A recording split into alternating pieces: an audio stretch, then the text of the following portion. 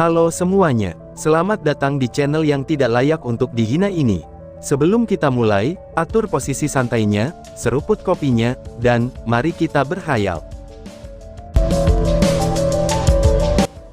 Kita berlanjut ke alur ceritanya. Yan mengangguk. Jangan khawatir, bahkan jika aku tidak bisa berurusan dengan anak kecil ini, aku tidak akan bertindak ceroboh. Dalam waktu yang sangat singkat, aku akan membuatnya kehilangan semua kredibilitasnya, lalu memaksanya untuk menyerah. Dan kemudian, distribusi keuntungan secara alami akan berubah. Ucap Yan. 3 hari kemudian, UEY adalah karavan terbesar di Star Seeker City, akan segera berangkat dari gerbang selatan kota. UEY Caravan memang layak disebut sebagai salah satu kelompok pedagang freelance terbesar. Pada saat ini, mereka benar-benar mengangkut barang dalam 200 gerbong besar, dan mengirim pasukan dagang yang mendekati 2.000 orang. Ini juga yang menjadi alasan, mengapa Dian Xuan setuju dengan mudah untuk merekrut kelompok Long Hao Chen. Meskipun mereka hanya bertugas mengawal karavan, kelompok Long Hao Chen juga mengenakan 2 lapis pakaian rakyat jelata. Mereka semua mengenakan pakaian berlapis kapas di bawah mantel tebal. Itu sudah awal musim dingin, dan Star Sea City terletak di dekat pusat benua. Meskipun tidak sedingin di selatan, rute ke wilayah iblis itu panjang dan sulit, dan mereka tidak akan bisa terus bepergian jika pakaian mereka tidak cukup hangat. Tugas yang diberikan kepada 13 anggota dari 2 pasukan pemburu iblis ini cukup sederhana, mengangkut barang dan menjaga transportasi. Mereka tidak perlu mengendarai kereta karena sudah ada driver khusus. Masing-masing gerbong ditarik oleh 4 kuda besar dan tinggi, dan meskipun karavan terdiri dari banyak orang, koordinasi mereka cukup sempurna. Setelah keluar dari kota Star Seeker dan menuju ke selatan, mereka bahkan berhasil memasuki benteng Tenggara secara terbuka, kemudian beristirahat dan mengatur kembali di sana untuk waktu yang singkat. Ini bisa membuat orang bertanya-tanya, apa artinya kamar dagang UEY? Malam berikutnya, mereka meninggalkan benteng, dan langsung menuju ke arah wilayah iblis. Pada titik ini, kelompok Long Hao Chen tidak bisa menahan diri untuk tidak merasa heran, merasa sangat ingin tahu tentang para pedagang lepas ini. Itu adalah pemandangan malam yang sunyi. Obor karavan menyala, tampak seperti garis panjang memanjang di hutan belantara. Penyihir prajurit skuad kelas 4, Feng Yijun, hanya menanyakan pertanyaan ini. Bagaimana menurut kamu, apakah pedagang UEY berhasil lulus dari benteng Tenggara? Sepertinya, lewat dengan bantuan kelompok pedagang adalah jalan terbaik yang bisa kita ambil. Itu akan menghindarkan kita dari banyak masalah. Ucap Feng Yijun. Luxi mengungkapkan senyum acuh tak acuh, dan menjawab dengan tenang. Ini tentang kepentingan bersama. Bahkan jika hubungan antara manusia dan iblis bahkan lebih buruk, bisnis UEY Merchants hanya bisa sangat bermanfaat bagi kemanusiaan. Karena alasan ini, aliansi secara alami akan mengabaikan gerakan mereka. Jika tebakan aku tidak salah, kelompok pedagang ini akan mendapat manfaat dari perlakuan yang sama di sisi iblis. Jawab Luxi. Saat dia berkata begitu, dia tampaknya melirik secara sadar pada orang-orang dari pasukan perburuan iblis ke-21, dan mencari secara khususnya untuk melihat reaksi Long Hao Chen. Bahkan mengenakan pakaian biasa yang sederhana, penampilan tampan Long Hao Chen masih mempesona. Wajah CR masih tersembunyi di balik kerudung hitam. Mendengar kata-kata Luxi, Long Hao Chen mengungkapkan senyum tipis. Kapten Luxi benar, ucap Long Hao Chen. Luxi tertawa kecil. Aku adalah orang yang tertua di sini, jadi aku punya pengalaman yang lebih alami. Balas Luxi. Terlepas dari ketanyaannya, bahwa kata-katanya yang ringan, orang yang peka masih bisa memahami makna mendalam mereka. Tapi Luxi kecewa dengan ketanyaannya, bahwa itu seolah-olah tidak ada orang di pasukan pemburu iblis ke-21 yang tampaknya memperhatikan kata-katanya. Hanya Long Hao Chen yang mengangguk padanya, tetapi setelah itu, di sisinya, CR tiba-tiba menoleh dan meliriknya. Dengan lirikan setajam pisau, penampilannya langsung menyebabkan Luxi menggigil secara tidak sengaja. Rasa dingin yang datang langsung dari kedalaman hatinya, itu segera ditransmisikan ke seluruh tubuhnya. Sungguh niat membunuh yang kuat, pikir Luxi. Dalam keadaan menggigil, Luxi diam saja. Di kelas 4 kelompok mereka dalam Demon Hunter Squad, Yan dan Yijun memiliki hubungan yang sangat baik dengan Luxi.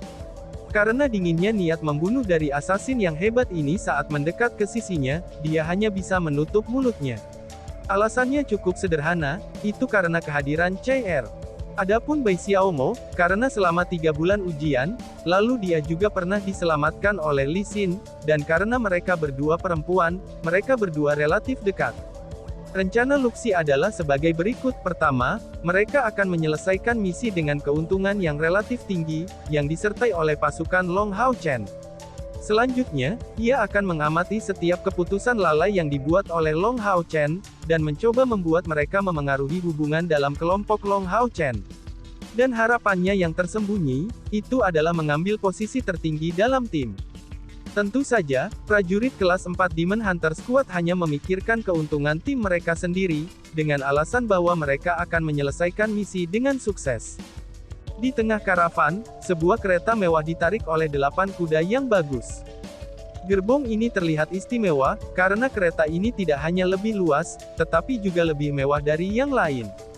Kereta itu dihiasi dengan 8 roda besar, dan masing-masing pasangan kereta terhubung. Roda datang dengan tiang penyangga, dan menggunakan pegas besar untuk mengurangi goncangan. Dan ini hanya alat transportasi alternatif. Dari bagian bawah kereta, lampu hijau redup dilepaskan samar-samar. Itu mengesankan, itu seperti teknik float. Dan ini bukan sihir murni, tetapi efek pemadatan di bagian bawah kereta. Untuk mengatakan itu, bahwa kereta ini sendiri merupakan peralatan sihir yang sangat besar. Mendukung kereta besar dengan teknik float, bukanlah sesuatu yang hanya bisa dicapai oleh 1 atau 2 penyihir yang menggunakan float. Sihir itu datang bersama dengan konsumsi kristal ajaib yang tidak terputus. Tentu saja, manfaatnya jelas bahkan dengan alasan berjalan di tanah yang tidak rata yang ditemukan di hutan belantara, gerbong ini akan terus maju seperti di tanah yang datar, dan tanpa getaran sedikit pun. Di kereta ada meja, kursi, dan bahkan sofa yang lebar dan nyaman. Di sofa ini berbaring 2 wanita muda, dan kadang-kadang makan buah durian. Dibandingkan dengan hawa dingin di luar, kereta itu sehangat musim semi, dan 2 wanita yang berbaring di sofa mengenakan rok panjang yang sederhana. Wanita di sebelah kiri itu mengenakan rok panjang putih, sederhana namun elegan, dan memberinya penampilan yang mulia. Wajahnya yang murni dan lembut terlihat lucu. Hidungnya seindah jasper, dan sifatnya yang paling mencolok adalah sepasang mata hitamnya, yang menunjukkan kekontrasan dengan ciri-ciri lainnya. Wanita kedua yang berbaring di sofa mengenakan rok panjang merah, dan terlihat lebih berapi-api dibandingkan dengan rok putih dari wanita lain.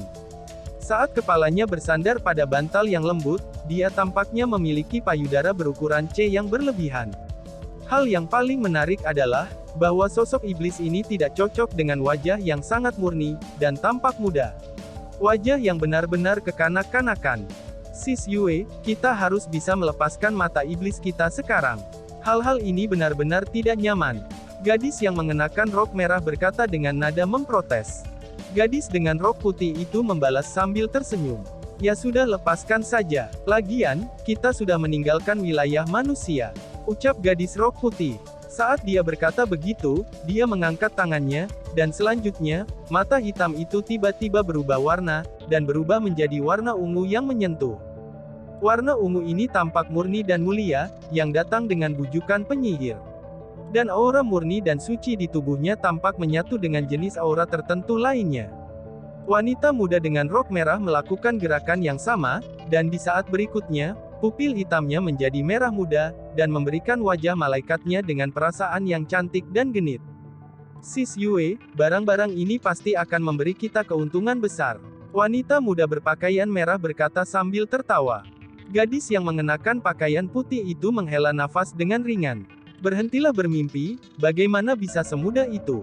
Barang-barang kali ini hanya berisi rempah-rempah, minyak, pakaian katun, logam, sutra manusia, jenis kayu langka, dan sebagainya. Dan yang paling penting adalah, jumlah makanan yang besar. Tapi kendaraan lain hanya berisi tukang, dan barang asli ada di sini. Saat dia berkata begitu, dia menunjukkan cincin berwarna rubi yang ada di tangan kanannya. Wanita berbaju merah bertanya dengan bingung. Bukankah itu hal yang sangat baik bagi pihak iblis kita? Bukankah ini makanan yang paling kurang untuk kita miliki? Ucap gadis rok merah. Wanita berpakaian putih itu menjawab. Justru karena alasan itulah ia tidak nyaman. Kekurangan ini tidak hanya ada di satu atau dua tempat. Hal-hal ini akan diminati oleh salah satu suku. Apakah kamu percaya bahwa mereka hanya akan berperilaku sendiri dan membiarkan kami mengangkut barang-barang ini ke provinsi pusat? Yang Mulia Kaisar Dewa Iblis tidak akan peduli dengan masalah-masalah rendahan ini. Aku khawatir, perjalanan ini tidak akan begitu damai. Dan yang paling merepotkan adalah, kita tidak bisa mempekerjakan penjaga di tingkat ke-6 atau lebih. Ucap gadis rok putih. Wanita muda dengan rok merah itu tampak terkejut, dan kemudian bertanya. Kak Yue, apakah kamu pikir beberapa kelompok akan mencoba menjarah kita? Akankah mereka berani? Sis Yue, kamu adalah putri dari klan iblis Yue, Yue Sorceress dari generasi ini, dan bertuliskan Yue. Tidakkah mereka takut akan pembalasan klan Yue? Ucap gadis rok merah. Wanita muda yang mengenakan rok putih itu menunjukkan senyum tipis. Adikku yang bodoh, apakah menurutmu jenis seperti kita akan mengkhawatirkan hal yang sama seperti manusia? Tanpa makanan yang cukup, klan mereka hanya akan mati kelaparan. Sebagai perbandingan, pembalasan Yue klan kami tidak akan menjadi ancaman langsung. Serangan musim gugur ini tidak berjalan begitu mulus, dan kekurangan makanan adalah masalah yang sangat penting.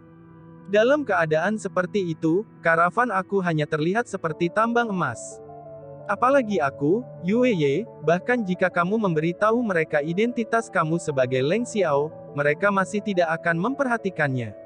Jawab gadis rok putih, yaitu, Yue, yang berasal dari ras iblis, dan juga pemilik utama pedagang lepas ini. Gadis yang berpakaian merah, Leng Xiao, memanyunkan bibirnya dan bertanya. Apa yang harus kita lakukan? Jangan bilang kita harus benar-benar membiarkan mereka merampok kita. Tanya Leng Xiao. Mata Yue berbinar saat dia menjawab. Tidak mungkin kita membiarkannya pergi dengan mudah. Aku sudah memberitahu klan kami, untuk datang menyelamatkan kami.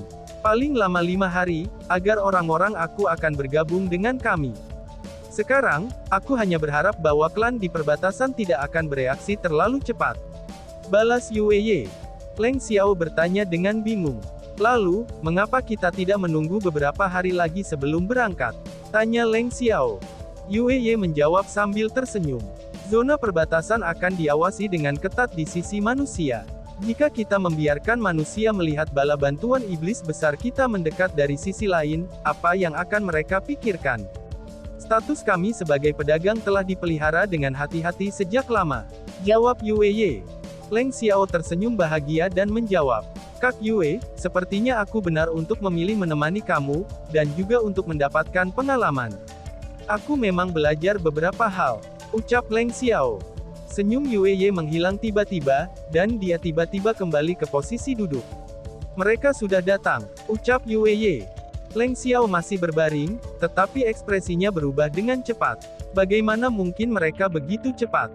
Mungkinkah mereka membuat persiapan untuk menyergap kita sejak lama? Ucap Leng Xiao. Mata Yue bersinar dengan dingin. Satu-satunya penjelasan adalah, bahwa ada pengkhianat di kamar dagang. Jangan meninggalkan kereta, aku akan menanganinya sendiri. Saat dia berkata begitu, sosoknya berkedip dan meninggalkan kereta. Pada saat ini, Long Hao Chen yang maju dalam antrian bersama yang lain, tiba-tiba mengangkat kepalanya, dan melihat ke arah langit malam ke arah tertentu. Musuh. Buat persiapan semuanya. Usahakan sejauh mungkin untuk tidak menggunakan kemampuan spesifik kamu. Jangan gunakan kemampuan penyembuhan dari kuil Pries, kecuali itu benar-benar penting. Dan tidak ada yang membiarkan energi rohaninya mengalir keluar. Kami akan membela diri dengan mengandalkan gerbong. Teriak seseorang. Serangkaian perintah ini segera dikirim ke anggota dari 2 pasukan pemburu iblis. Dan tiba-tiba saja bersambung. Sekian dan terima kasih banyak.